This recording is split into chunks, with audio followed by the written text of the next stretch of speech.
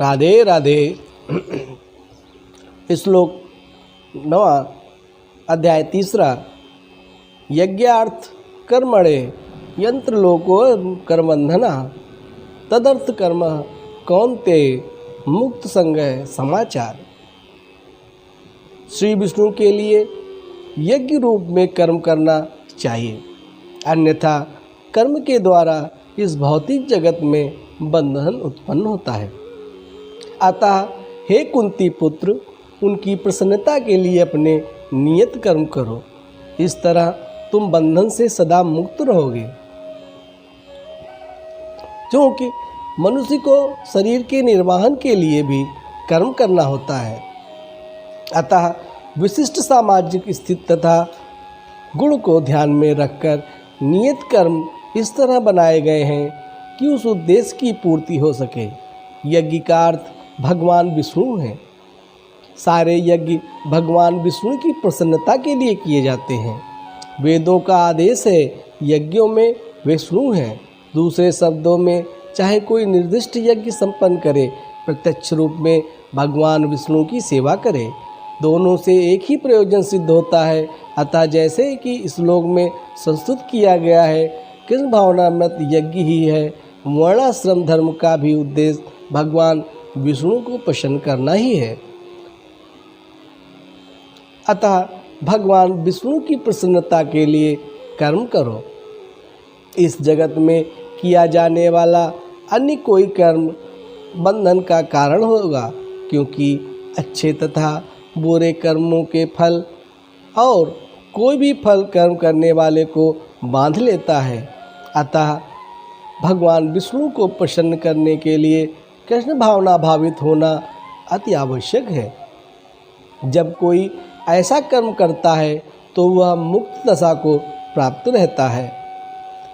यही महान कर्म कौशल है और प्रारंभ में इस विधि में अत्यंत कुशल मार्गदर्शन की आवश्यकता होती है। अतः भगवत गीता के निर्देशन में यह साक्षात भगवान कृष्ण के प्रत्यक्ष आदेश के अंतर्गत, जिनके अधीन अर्जुन को कर्म करने का अवसर मिला था, मनुष्य का परिश्रम पूर्वक कर्म करना चाहिए। इंद्रिय तृप्ति के लिए कुछ भी नहीं किया जाना चाहिए, अपितु हर कार्य करने की प्रसन्नता के लिए होना चाहिए। इस विधि से न केवल कर्म के बंधन से बचा जा सकता है, अपितु इससे मनुष्य को क्रमशः भगवान की वह प्रेमा भक्ति प्राप्त हो सकती है जो भगवत धाम को ले जाने वाली है। आप ऐसे अच्छे काम करके भगवत धाम को पा सकते हैं। स यज्ञ प्रज्ञा सष्टा पुरोवाच प्रजापति अनेन प्रसेविधमेशम ओम सुष्ठथाम कामुधक। श्लोक 10। षष्ठी के प्रारंभ में समस्त प्राणियों के स्वामी प्रजापति ने विष्णु के लिए यज्ञ सहित मनुष्य तथा देवताओं की संस्कृतियों की रचना की। उनसे कहा कि तुम इस यज्ञ से सुखी रहो, क्योंकि इसके करने से तुम्हें सुखपूर्वक रहने तथा मुक्ति प्राप्त करने के लिए समस्त वांछित वस्तुएं प्राप्त हो सकेंगी। प्राणियों के स्वामी भगवान विष्णु द्वारा भौतिक सृष्टि की रचना बुद्धिजीवों के लिए भगवत धाम वापस जाने का सुअवसर है। इस सृष्टि के सारे जीव प्रकृति द्वारा बंधे हुए हैं, क्योंकि उन्होंने श्री भगवान विष्णु या कृष्ण के साथ अपने संबंध को भुला दिया है। इस शाश्वत संबंध को समझने में वैदिक नियम हमारी सहायता के लिए हैं। जैसा कि भगवद गीता में कहा गया है, वैद्यस्य सर्वे रमयो वेद्यः। भगवान का कथन है कि वेदों का उद्देश्य मुझे समझना है। वैदिक संस्कृतियों में कहा गया है, पति विश्वस्ताम ईश्वरम। अतः जीवों के स्वामी श्री भगवान विष्णु हैं। देवान भावयतान ते देवा भावयन्तु वः परस्परम भावयन्तः श्रेया परम वापस्यस्थ। श्लोक 11। यज्ञों के द्वारा प्रसन्न होकर देवताओं तुम्हें ही प्रसन्न करेंगे और इस तरह मनुष्य तथा देवताओं के मध्य सहयोग से सबों का संपन्नता प्राप्त होती है। देवतागण सांसारिक कार्यों के लिए अधिकारप्रत प्रशासक हैं। प्रत्येक जीव द्वारा शरीर धारण करने के लिए आवश्यक वायु, प्रकाश, जल तथा अन्य सारे वर उन देवताओं के अधिकार में हैं जो भगवान के शरीर के विभिन्न भागों में असंख्य सहायकों के रूप में स्थित हैं। उनकी प्रसन्नता तथा अप्रसन्नता मनुष्यों द्वारा यज्ञ की संपन्नता पर निर्भर करती है। कुछ यज्ञ किन्हीं विशेष देवताओं को प्रसन्न करने के लिए होते हैं, किंतु तो भी सारे यज्ञ भी भगवान विष्णु के लिए ही हैं। भगवद गीता में यह भी कहा गया है कि भगवान कृष्ण स्वयं सभी प्रकार के यज्ञों के भोक्ता हैं। भोक्ताराम यज्ञ तप समाम। अतः समस्त यज्ञों का मुख्य प्रयोजन यज्ञपति को प्रसन्न करना है। जब से यज्ञ सुचारू रूप से संपन्न किए जाते हैं तो विभिन्न विभागों के अधिकारी देवता प्रसन्न होते हैं और प्राकृतिक पदार्थों का अभाव रहता है। यज्ञों को संपन्न करने से भी अन्य लाभ होते हैं जिनका जीवन पर बहुत बड़ा प्रभाव है, जिनसे अंततः भवबंधन से मुक्ति मिल जाती है। यज्ञ के सारे कर्म पवित्र हो जाते हैं, जैसा कि वेद वचन भी है, आहार शुद्ध, सत्व शुद्ध, सुशुद्ध स्मृति, स्मृति लंबे, सर्वप्रथानाम विप्रमोक्षा। यज्ञ से मनुष्य के खाद्य पदार्थ शुद्ध होते हैं और शुद्ध भोजन करने से मनुष्य जीवन शुद्ध हो जाता है। जीवन शुद्ध होने से स्मृति की सूक्ष्म तंतु शुद्ध होती है और स्मृति तंतुओं के शुद्ध होने पर मनुष्य मुक्ति मार्ग का चिंतन कर सकता है।